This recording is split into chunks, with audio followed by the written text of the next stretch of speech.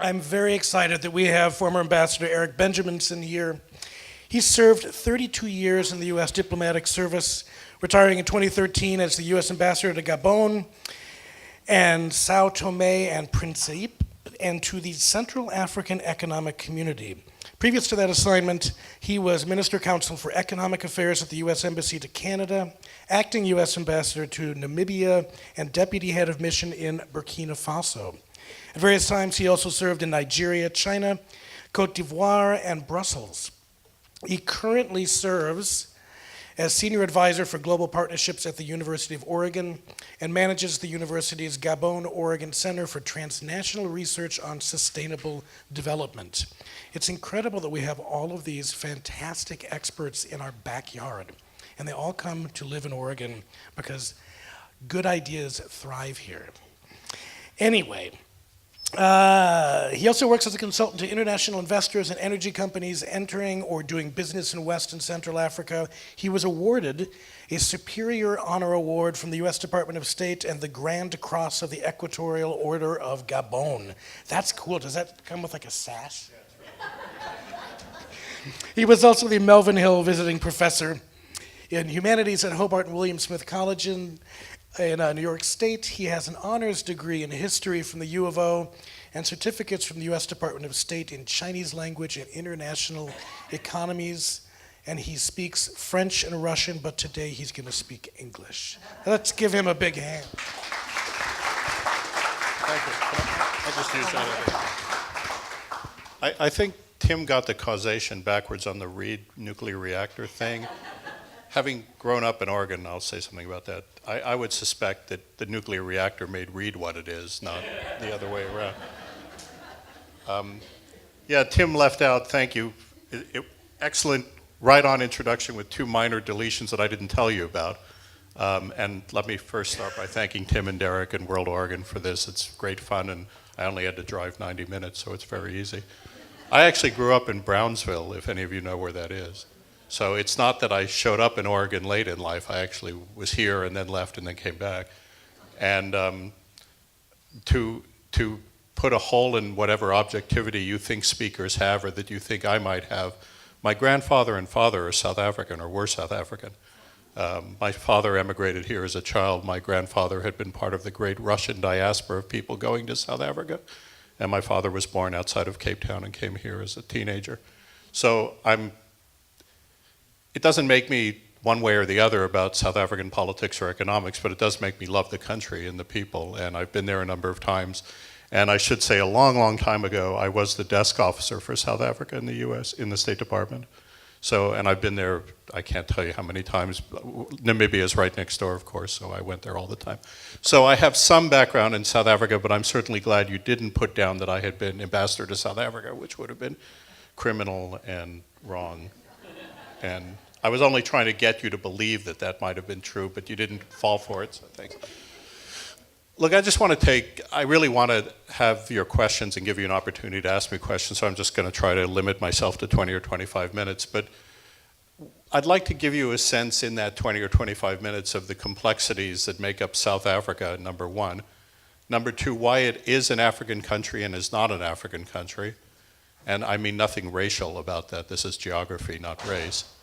And thirdly, that I want to leave you with an optimistic viewpoint on it, even though we all get buried in the day-to-day or week-to-week news like we do about pretty much everything that makes us all cynical in believing the world's about to fall apart or drop down I was going to quote our president, but I won't, drop down a garbage chute. So, I mean, you've read the article, many of you probably have read the article about South Africa, and many of you probably know about South Africa, and I dare say a number of you have probably been to South Africa or the region. So, I mean, I don't need to do the where is it and who lives there so much, but just a couple of things to keep in mind. It's not a country that formed under a fully traditional colonial model. In other words, a lot of the peoples who live in South Africa arrived there more or less simultaneously. The Dutch and the Portuguese who first came to the Cape Town area pretty much encountered an almost uninhabited area of the world. There were people that they had various names. I think the most polite name would be Bushmen. There were other lesser names which have some negative connotation. But they were very scattered and small migratory population. I'm not saying they weren't important, but it wasn't coming onto a settled group of people, and those people either were not in the Cape Town area, retreated, or tragically died of the diseases that were carried by the Europeans. And so the Dutch, in some ways, built up a mythology, which is partly true, that they're as African as everybody else in South Africa, which is more true than what a Brit would say who had been a colonial administrator in Nigeria, or a Frenchman would say who'd been a colonial administrator in Gabon or any number of other places. So keep in mind there is a kind of competition for what's a real South African among South Africans. Then when you add to that aside from the white European origin population, there's a lot of other populations. The African, the black, Negroid peoples who live there are from widely scattered groups with origins all over the continent of Africa. They speak different languages. They've had political arguments and economic arguments and open warfare for years, and they've often cooperated when it called for it in certain senses. Then there were the bringing of Malays and Indians and Chinese to work as indentured servants or outright slaves by various people. They intermarried and produced a group of people that South Africans now call colored, which is a mixed race. There's also more or less Malay, Muslim, straightforward people who originate in Indonesia or places around there who came to work in the 19th century. So there's this huge, as they call it, a rainbow nation. And even among the white population, there are huge divisions. There's the descendants of the original Dutch colonial figures who tend to call themselves Afrikaners, which of course is Dutch, meaning an African. They have a reputation and a stereotype of all being right-wing guys who wear white shorts, white shoes, white t-shirts, white hats, speak with a funny accent, and dislike anybody who isn't white. That's a gross generalization of a group that is now spread out across the political spectrum and the economic spectrum and the work spectrum and all that. There's also a lot of people of English language origin from the former British Empire, mostly Brits, but that also includes Scots, Irish, a lot of Jews from Russia and Eastern Europe who came there because of developments in the late 19th and early 20th century. They're also across the spectrum, but tend to be slightly more liberal, don't speak Afrikaans, don't have much of a bond with the original Dutch descendants. So there's fissures everywhere. And you would think that in a country that was that fissured, and without at least in Cape Town, an original population, it would always be kind of a mess to determine what nationality and national origin were. I should say on the side that in the northeast and north, there was a very settled population, Zulus, Xhosa, Ndebele and Shona, who are now the peoples who live in Zimbabwe. So that model that I was expressing holds, the non-native people model holds only for the Cape Town area. That's not true elsewhere. And that's a long history of Afrikaner movements into those areas, which I won't go into right now. You can see that they have a lot of legacies. Add to that then what happened in South Africa since basically the end of the First World War. The British were given total control over that area and Namibia as a result of the Germans losing the First World War, because the Germans had controlled Namibia, or as it was also known, Southwest Africa, and something called the Caprivi Strip that went into Zambia. That became British and solidified British rule over the protectorate of South Africa. That was set up one logic which continued until the end of the Second World War, when decolonization began, and there was a view that South Africa should rid itself of Namibia and let Namibia become independent and give greater freedoms to people within the British imperial structure in South Africa. They did not, the then South Africans, or Brits, whatever you want to call them, did not let Namibia become independent, which started a 20-year-long war and civil war and unrest in Namibia, and also doubled down on their domination of the economy and the politics of South Africa, which led to the apartheid state. I'm sure you all know what that is, but very briefly, the apartheid state, apartheid is a word in Afrikaans, which comes from Dutch, which means apartness or separateness. And it's a model that was developed by both the Dutch-speaking and English-speaking white elites in the country right between World War I and World War II, which set up obviously a class system, a caste system, a racial system, gave everyone permits based on race, passports based on race, limited jobs, limited ability to move freely within the country, limited the ability to live in certain neighborhoods, limited the ability to go to school, even including secondary schools, limited all kinds of things by race, to a small extent by religion, and to a great extent left power almost solely in the hands of the white community, but equally, more or less equally among the split between the Afrikaans and English-speaking community, although the Afrikaans were always in the ascendancy politically just because of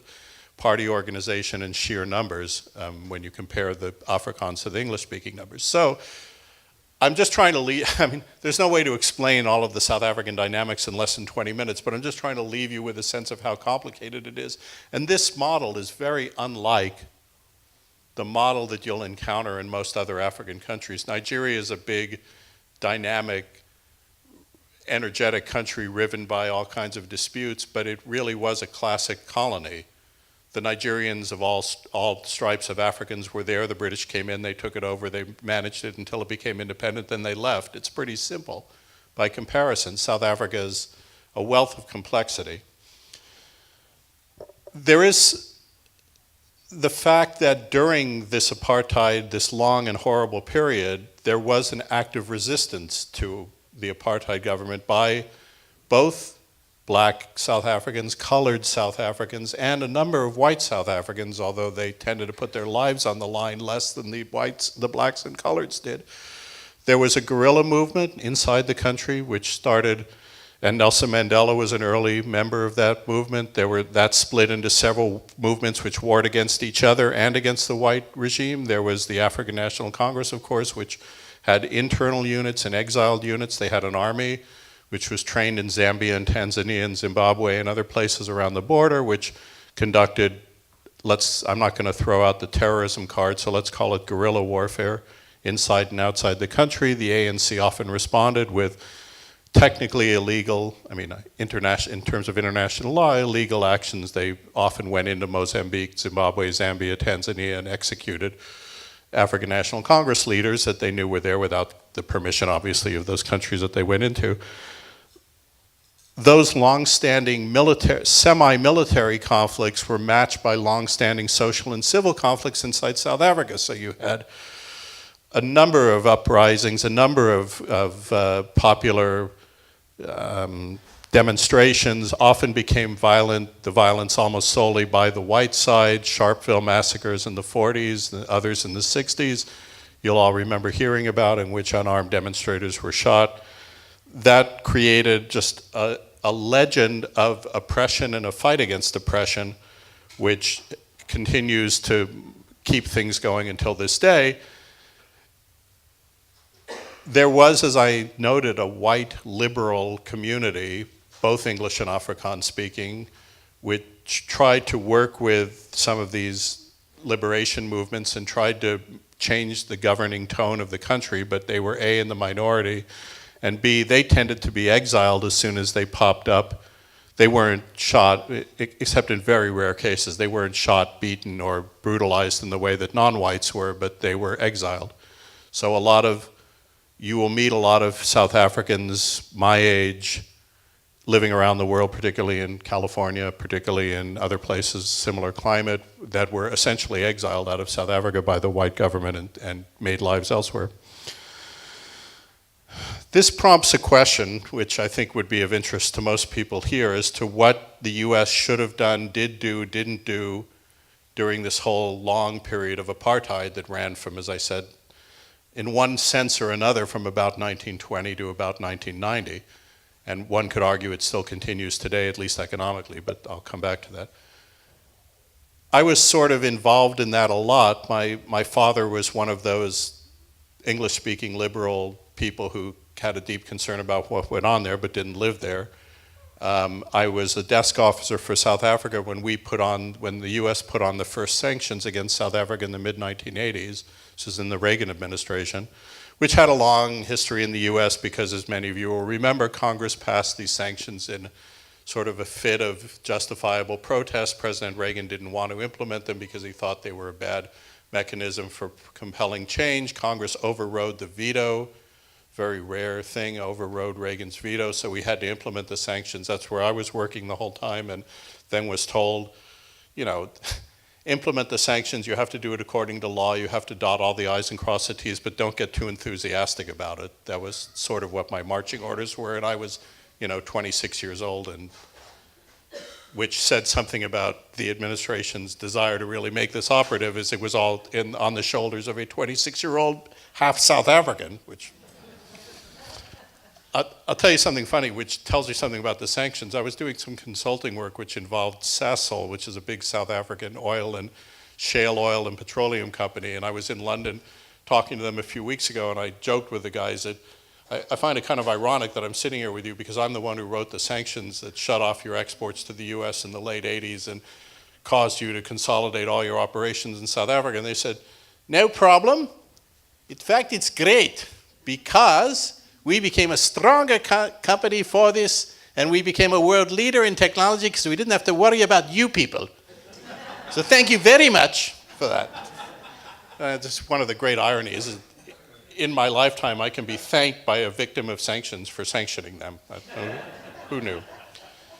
There were a lot of other things going on in that period, as many of you will remember, although I'm just looking around, you're all much too young to remember this period. I'm clearly the only one in the room who could do that. There was something going on called the Cold War.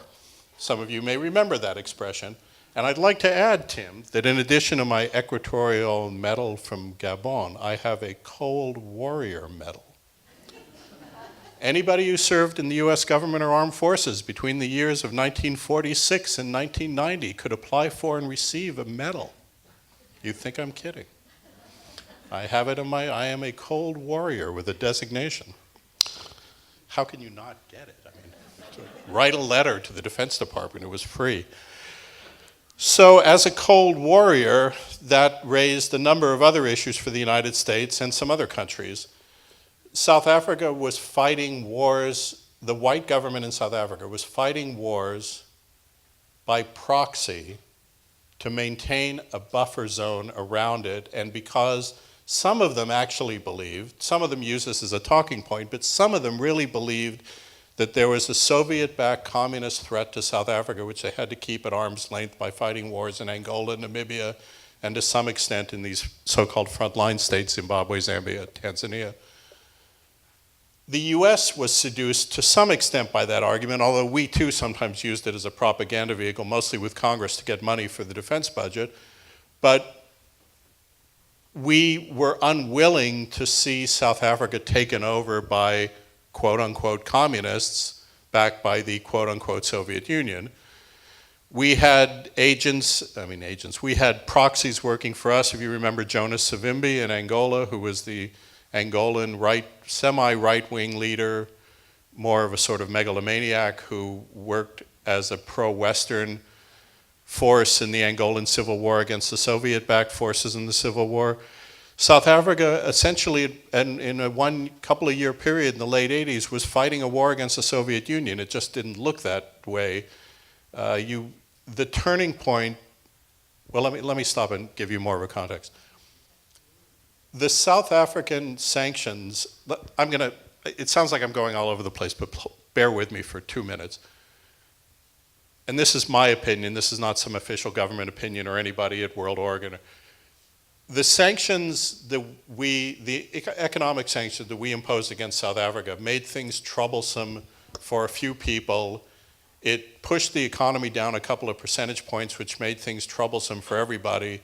But the economic sanctions, in my opinion, did nothing to topple apartheid. They maybe brought a little bit of attention to it. It ended up being a big domestic debate in the US, which got attention to the issue, and that's great, and I have no problem with that, and I'm not against sanctions in all fields all the time, but it didn't work there. I will tell you what did work. One was a generational change in South Africa, just younger people who had more world experience, who read more, went to school more, weren't the original Afrikaans sort of farming primary school generation, primary school educated generation, just got to be sensitive to what was going on, and some of them felt that it was morally wrong. That's one thing. The second thing were sanctions on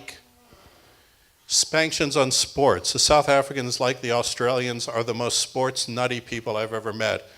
They couldn't compete in cricket, rugby, football tournaments. They couldn't even play in Africa. They couldn't leave. Many of them couldn't leave South Africa, and that drove them nuts, that they couldn't obviously show their strength and skill in all of these contact sports with the rest of the world, and that the English kept winning all these things because the South Africans couldn't fight against it. That was the South African point of view. And the third thing that did it was at one point, and this is where I'm going back to my comment about South Africa fighting a war with the Soviet Union, the third thing was that at one point, in a very little noticed at the time event, the South Africans were fighting a war in Angola against Angolans and Cubans. This was, and in some respects they were acting as a proxy for us, but that's a very strained argument. They were doing it for their own reasons, and at one point they thought they had air superiority because they had very good planes, very good pilots, combat-oriented, loyal pilots, and they were flying against the occasional Angolan plane which would be taken up by a Cuban pilot and would immediately be shot down or whatever. At one point, they very cockily decided to bomb a dam that was creating hydroelectric power that the Angolans were using. And when they flew up to bomb the dam, 5 of the 7 frontline fighters they were using for this thing were blotted out of the sky with aerial missiles, not surface-to-air missiles, but missiles fired by Cuban jets that did not need to be fired from the rear. In other words, they were not heat-seeking missiles, they were radar-guided missiles. That was a level of technology in 1987 that didn't exist in Africa, and it panicked us because it was clear that the Soviets had given those missiles to the Cubans, and as it became clear later, they were Soviet pilots who were flying the planes who shot down the South Africans. I'm much less concerned about the South Africans having combat losses than we were about the geopolitics of what is now South Africa at war against Russians in southern Africa. The Russians didn't lose anybody in that particular exchange because it was a complete surprise, and the South Africans had no technological way to counter it. But think of what would have happened if that war had kept going. That allowed us, or convinced us, or whatever verb you would like to use, us being the US, to put a lot of pressure on South Africa to get out of the war for the flip side of the geopolitical reasons that we'd wanted them in the war in the 60s and 70s. We do not want this to be a flashpoint for a global, we don't want this to be Berlin of Africa. We don't want to be struggling with our proxies fighting a war against Russians and Soviet troops. There was within the country, within South Africa, at this same time, there was intense mutual political suspicion. And this is not just across the races, although it was primarily across the racial divides. It was also the case that groups of black people of different tribe or ethnic groups had long-term gripes leading to hatreds against each other. The Zulu had been a dominant force in African indigenous peoples' battles since the 18th century, or maybe even a little earlier. They were warlike, they practiced slavery, they were very feared. You remember Shaka Zulu, that was not an exaggeration, he really was a regional warlord. And the people he was taking it out on were his fellow South African citizens, the Xhosa, the Baputswana, the Swana, the Shona, and Ndebele, et cetera, et cetera. So it wasn't as if all black South Africans united happily under the banner of the African National Congress, which was seen as a party dominated by the Xhosa peoples, whereas the Chief Buthelezzi's movement, God, which is slipping my mind, there was a Zulu Liberation Front, which was often spent more time fighting the Xhosa than it did fighting the white South Africans. Please just keep all those complexities in mind. I'm going to skip ahead and say a couple of things about what's going on now in the US policy towards Africa in general, now and before. I alluded to before the fact that we tried to think very hard about what to do to help the situation in South Africa. And please, for all of the Cold War stuff and for all of the geopolitics and for all of the whatever you may think of the Reagan administration and Republicans versus Democrats and all that, please realize that there were a lot of people under whatever administration who were really trying to think about how to make the situation better. There was nobody in the US government who wanted a massacre of the black population of South Africa any more than it was already being massacred. There was nobody who wanted a white-dominated government in South Africa to live forever. Sure, there were economic interests in keeping it going, keeping some of the trade going, although that trade we'd largely cut ourselves off from. There was the whole Cold War thing. But really, I never encountered anybody, even senior Reagan administration officials, who wanted this to be the status quo. They had different tactical views on how to end it, and in fact, they had different strategic views on whether there was anything the US could do. And if I ever come back to talk here again, I'd be glad to come back, and clearly I'm killing that as I speak, I'd be glad to come back and talk again about some of the realia problems of what it is the US can and should do in different situations. Rwanda is a great thing, but I'm not going to go there as much as I would personally like to. The problem we had in South Africa was, what can we do? We're not going to invade the country. We're not sending the Marines to land in Cape Town and take over the country. First of all, nobody wanted us to. The black community in South Africa didn't want us to. They're very patriotic. They're very proud to be South Africans. They didn't want the US invading them, and we've done so well in some of the later invasions of countries that we chose to go into. Thank God somebody had more consideration of the options in the 80s. We tried sanctions. I disagree with them as a weapon in that case, but people believed in it. They're entitled to their belief. We tried it. It didn't make any immediate difference.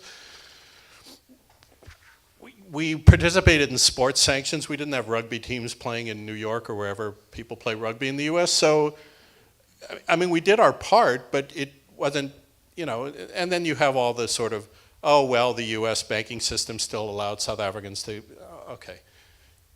You know, that stuff, everybody was banking with the South Africans. The South Africans were selling stuff to everybody. We cut off what we cut off, we bought what we bought, and it's clearly the model that if we didn't do it, Germany would have done it or France would have done it. That we weren't keeping the South Africans going by any sort of economic link. So I would ask you to think about, what was it that we could have done? And this comes up much more in US foreign policy toward Africa than you might think. We're really powerless to affect change most of the time in a short term in Africa. We don't understand it. We don't have enough people on the ground. We generally don't speak the languages. Our military has no base of any significance on the continent of Africa. They don't want, some countries want us, but most don't. So it really was a long discussion, and the one point that we came to as one that would help was, if the South Africans would only release Nelson Mandela, he might be a catalyst for positive change, because it was obvious what kind of a person he was. I mean that in a complimentary way. Regardless of his background as a teenager. If you looked at my background as a teenager, I'd never have made ambassador. I'm not minimizing his violent things when he was younger, but in that context, it doesn't really bother me that much. We played that game very hard with the South Africans about that those of the people in South African government who would listen to us should start thinking about releasing Mandela as a catalyst. Now, I'm not taking credit for that decision, but what I am saying is we and a number of other Western countries raised the idea repeatedly and gave them carrots that would come back to the South African regime were they to release Mandela. There were economic carrots that were promised to them, which I think was a good use. That's the one good thing sanctions does, is it gives you carrots to use when you didn't have them before. So that was the one thing that we did that I think made a difference. Now I will very quickly fast forward now to what's going on. One thing that is African about South Africa is, and I know if there's anthropologists and sociologists and political science people in this room, you're going to regard this as a vast and gross generalization. But there is, in my experience of living most of my adult life in Africa, there is a kind of a political culture which is broadly the same in black South African culture as it is in any place else in Western, Central, or Eastern Africa. And that is, you're looking at village-based governance models. I don't mean that like people are not capable of running a nation state. I don't mean like that. I just mean that the model that's used for governance in many African countries grows out of the traditional indigenous model of governance, which is a village-based model. In other words, there's a chief and a council, and they discuss all the important things within the council and the chief, but there's a deep sense of secrecy about these deliberations among the groups that are allowed to participate, and loyalty is a preeminent issue, so that when the chief makes a decision about what the village, what its region, what its ethnic group is going to do, you never will hear any criticism about that again, unlike the United States in the 20th century, which, don't read any of my politics in this, but the president's choice of fast food is a major issue of media concern.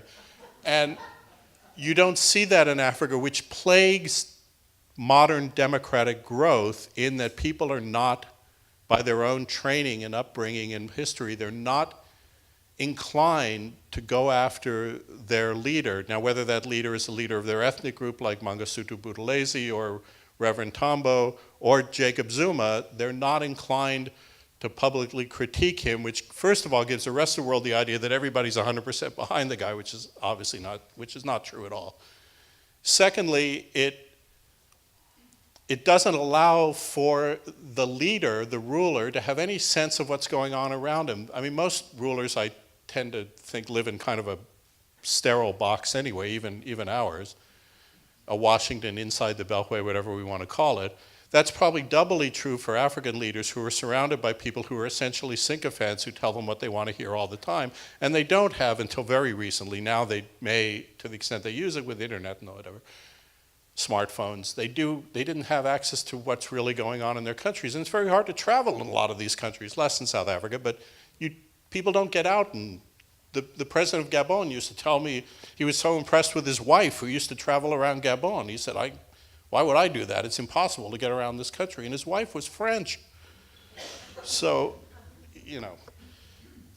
what I'm saying is it was tragic what happened to the economy and the investment climate and the levels of corruption in South Africa under Zuma, but it was somewhat predictable in that it was a phase.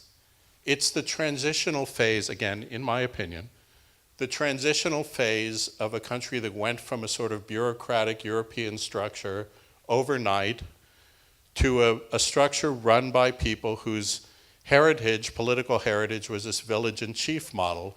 You don't question the chief in public, and you certainly don't question his ability to take some public funds because he's the guy. His job includes that he gets to take, noblesse oblige or the cars or whatever corruption. I am not excusing corruption. I'm just saying that it starts off as a natural phenomena, and it starts off as a natural phenomena here, by the way. And if you'll allow me the joke, the State Department is famous for telling leaders in corrupt, quote-unquote corrupt countries, why don't you just do what we do, legalize it? We do that all the time. The what do you call it, campaign financing laws in the US by anybody's measure are completely corrupt, but we just make it legal. So then if you did that, we wouldn't complain to you about it. That's not a joke, by the way. So the problem with South Africa was the excess that this went into, and that excess was based on the size of the economy, which we haven't talked about, but if you're interested, you can ask me. The size and complexity and modernity and technological strength of the economy, the kind of revenues going through the system, the players from outside and inside who were in the elites who led to this corruption. And knowing that I'm violating my own time here, I'm going to stop by saying that I want to leave you with a really positive sense about South Africa, which is based on what I've been saying. Number one, it has solved that immediate transitional problem, i.e. Jacob Zuma, by what's happened in the last couple of weeks. I've met Ramaphosa. He has a very good reputation. He's very bright. I'm not going to say he's not corrupt, but his levels, he's not a chief. He's not an ethnic leader. He's a trade union guy with an economics background who's been a technocrat. He's going to be a much different leader. And the last thing on that point is, as they come out of the Zuma period, which is a completely predictable and maybe necessary period in political development, please keep in mind, A, what a fertile country it is, what a beautiful country it is, what a climate, even with climate change and what's going on with the water in Cape Town, still what a livable country it is, and the smarts and the education and the love of the people for their own country, even if they hate their neighbors a little bit, they love their country. And there's a great reservoir of optimism just by dint of the nature of the people of South Africa and the country of South Africa and the transition they're going through, which if we focus down on a day-to-day basis, it's going to make us crazy. But if we look at it on a year-to-year basis, there's a lot of potential for South Africa to be even more of an economic leader than it already is in Africa and elsewhere. Thank you very much.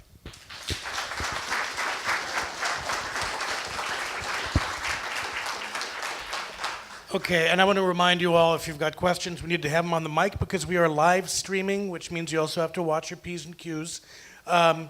Because, you know, the internet is just filled full of crazy stuff. I will be walking around with the mic, raise your hand, and the first one's right here. Thank you for your talk. You mentioned earlier that one of the things that ended apartheid was a generational change. Do you think the same thing, and I think you kind of hinted at this, but do you think the same thing is happening now when you talk about the effect of the tribal mindset? Yeah, I do. I mean, it's not quite that clean and distinct that everybody of a younger generation is without corruptive influence and everybody of the older generation is hopelessly. I mean, there's plenty of corruption among younger people, younger political operatives, trade unionists, businessmen. It's not, but you know, again, it's a country of what, 100 million, 90 million, it was something, I'm not quite sure now, 80 million to 100 million people. It's hard to make a generalization, but I think that across the board, across ethnic groups, there's a lot of acknowledgement and knowledge of what the rest of the world is doing, looks at, and thinks. And they've had a lot. South African business interests are widespread among Africa now, which was impossible during the apartheid period for political reasons. So a lot of Africans of all ethnic groups and stripes have been living elsewhere in Africa and have seen both positive and negative models in Africa for what they want to do in their own country. And you add to that the number of South Africans who come to school in the US or the UK or Europe or Australia or wherever they go and have a broader, more technocratic education as opposed to a highly politicized education in refugee camps or guerrilla camps or whatever. I do think that's behind this generational change, and I think you can see it in the simple fact that Zuma was pushed out. It wasn't pushed out by Americans or Brits or white people in South Africa. They had almost nothing to do with it. Hi, this is not a question, it's an observation. Shortly before I went to South Africa was when apartheid was overturned. And I still can remember watching on TV the line of people who couldn't wait to vote, and they'd never been able to do it. And what came to me was, maybe if we take away the right to vote in this country, people will come out and vote. It might help. I think I'll let that one speak for itself. Not a bad idea.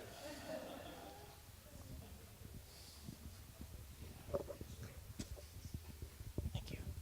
Thanks very much. That was really informative, and I really enjoyed it. Thank you. Thank you. I have a kind of two questions that are only vaguely related, but the first one is... You mean my talk was only vaguely related to South Africa, that one? Well, let's be vague together. Okay.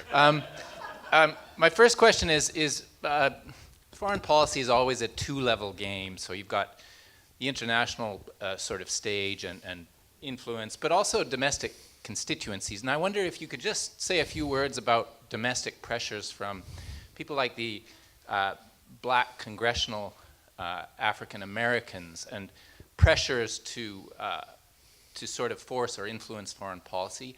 And then my second question, and it really is vaguely related, but you talked about exiles earlier on, and there was also a second wave exodus of people who saw the writing on the wall, mostly white South Africans who left South Africa. But I just want to get a sense of the magnitude of the numbers of those people who took their money and got out and went to New Zealand, Australia, other places. Yeah. So, yeah, two very disparate questions. They're great questions. I'm struggling as to how I can do this easily for me. Domestic political pressure groups in the U.S., it's very real. It's all over the place. It's very issue-driven. In some cases, it's more strategic than issue-driven. I mean, there's certain underpinnings that different groups believe in strongly, you know as well as I do.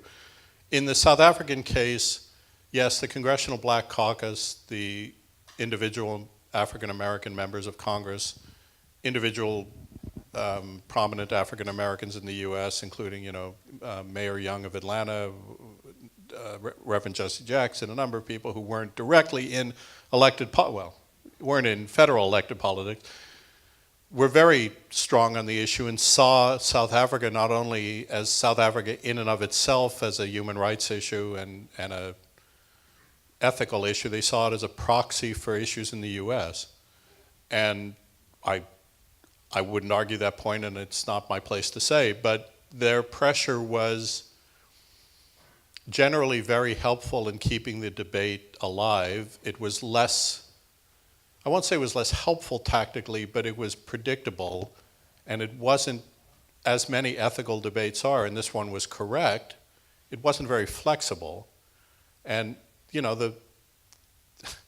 the difficulty one has, somebody like me who is in the bowels of the foreign policy mechanism, is you're responding to many, many audiences. I mean, I was a mid-level 28-year-old officer who had Chester Crocker and George Shultz and President Reagan, not that they talked to me directly, but getting a clear message that, we're only going to do what we have to do on this because we think this is a wrong way to approach South Africa, not because we love apartheid and we want to keep South Africa going like this.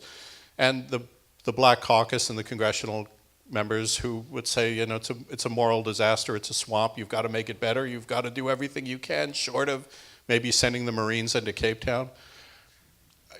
Yes, in fact, I tended to agree with all of them, but that doesn't really give you a path forward on a week-to-week basis. So I think those pressure groups are very significant and very important for keeping issues alive.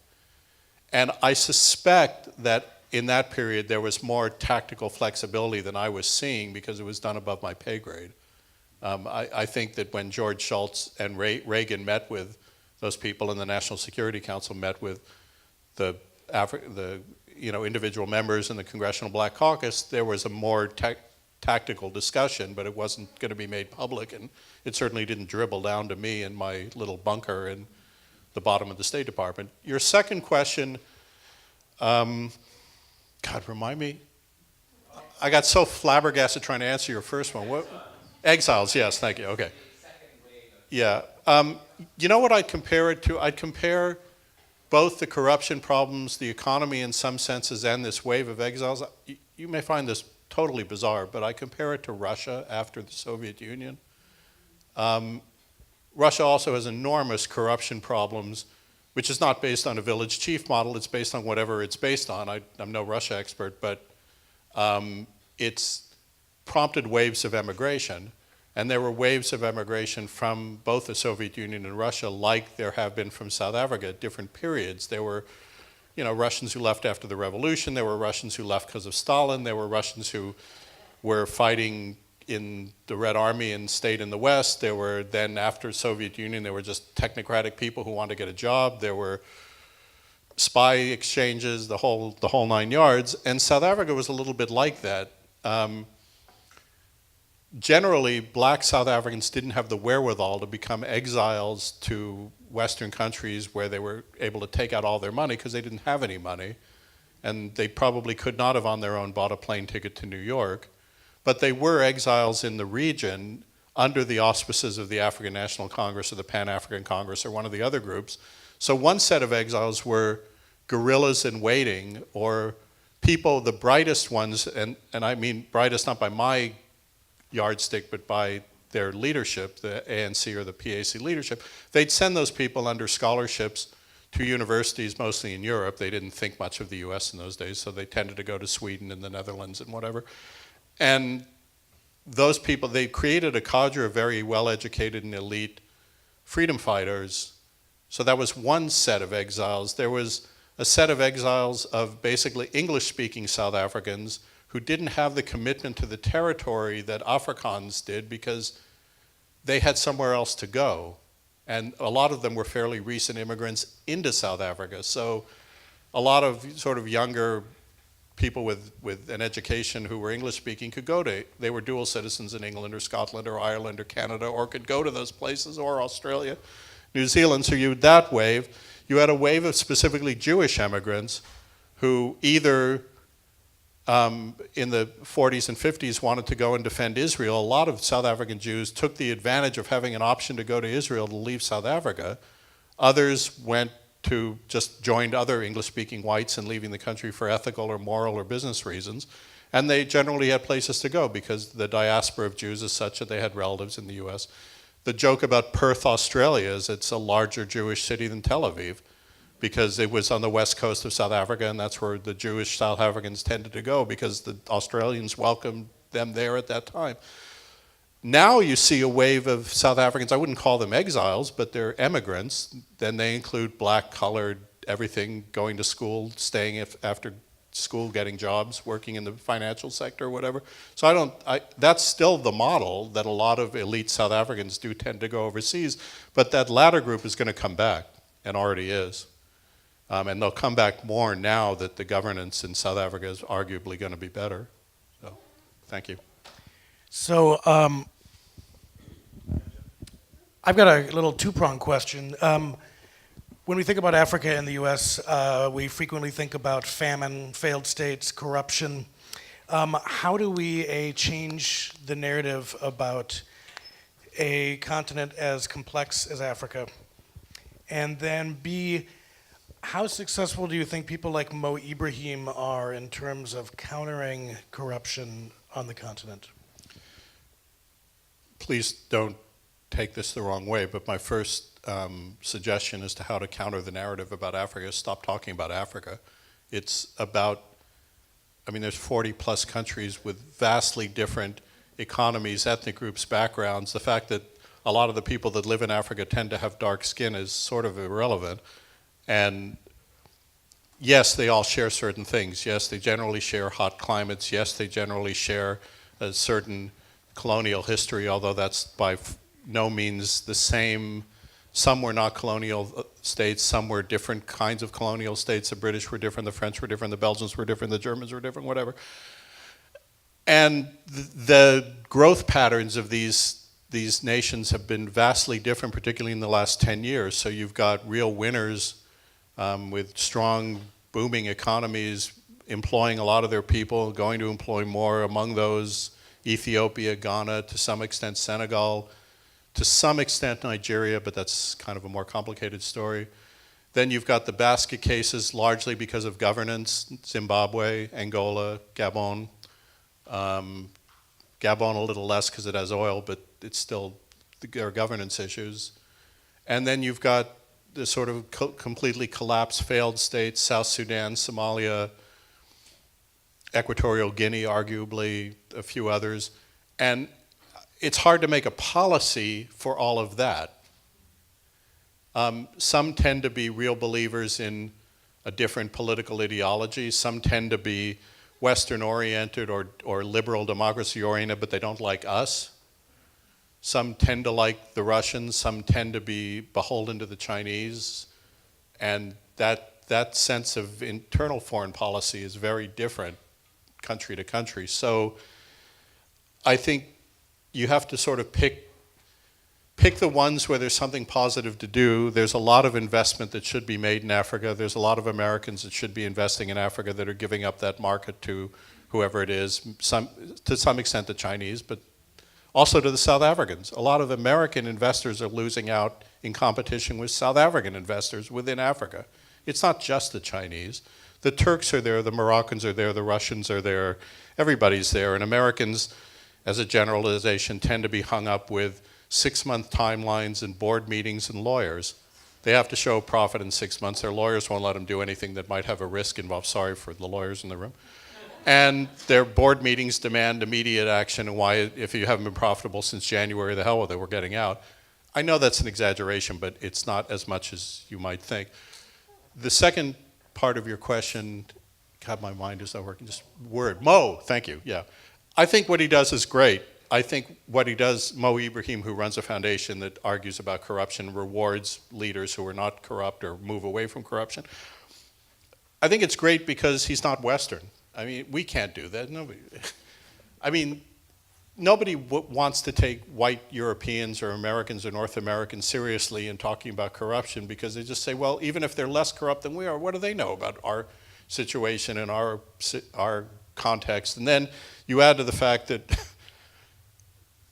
I'll leave this, that corruption in the U.S. and a lot of other places in the Western industrialized democracies is much worse than we like to give ourselves credit for, and so we don't have much of a leg to stand on. We do in the way that we're corrupt. that's another lecture. But Ibrahim is an African, ergo, as an African, he can speak truth to other Africans in a way that we can't because of all kinds of guilt, colonial baggage, ethnic things, whatever it is. But let me just segue from that very quickly to one critique. Another subject for a great talk here is development assistance. South Africa is really not a recipient of that kind of development assistance, but let me just say that Ibrahim also does a kind of levels of development assistance that I think are kind of willing to accept governance problems in countries where I think everybody ought to be more direct in calling out poor African governments. I mean, it's 60 years since independence. I get it that they were shunted into this situation somewhat by colonial or post-colonialism, but can we at some point hold people responsible for their own governments 60 years after independence, when they're still, like in Nigeria, stealing billions of dollars a year and putting it in Luxembourg bank accounts? I mean, it's hard for me to blame the British for the financial rape of Nigeria. The Brits didn't steal that much money out of Nigeria, so anyway, a whole nother conversation. Thank you. How serious do you feel the movement to redistribute the land in South Africa is? That's a great question. It's also an impossible question. Well, Zimbabwe's been a great model of land redistribution. I don't know. You know, that is the absolute nexus between what is obviously morally right and what is impossible to do. And it's more complicated in South Africa because of the Afrikaner population. It feels like they didn't take the land from anybody. We came in, it was empty. I mean, it's an exaggeration in some areas, but it's not in all. It's our land. You can't redistribute our land. We're the first people to ever set foot on half the land that the Afrikaners farm. So it's a complication that doesn't exist in more traditional colonial economies. But yeah, I think it's I think there are a lot of people, including white South Africans, who think that it's an issue that has to be discussed and dealt with, but it's sort of the way that we discuss Social Security reform or climate change. I mean, it's become the third rail of South African politics. I don't know, I have no idea how you do it. It's a country based on laws, and you'd have to change the laws of ownership and land registration, and that would require Parliament to agree on it, and it's not just an ethnic question. It then becomes elites versus non-elites among indigenous groups, and it's tribal land ownership things. I think there's a serious will to deal with it in the same way that climate change is a serious point of discussion in the US. I mean, forget about our politics. It is a serious point of discussion. I don't know what we're going to do about it, And I don't know that the South Africans have any idea how to deal with it, but thankfully, they're not looking at the Zimbabwean model, which, while it may be ethically justifiable, just creates havoc. And people living now can't all be held responsible for the sins of their great-great-grandparents. Please. So we are at time. Give yourselves a hand for sticking in 8 weeks in a row here. And give Ambassador Benjaminson a big hand.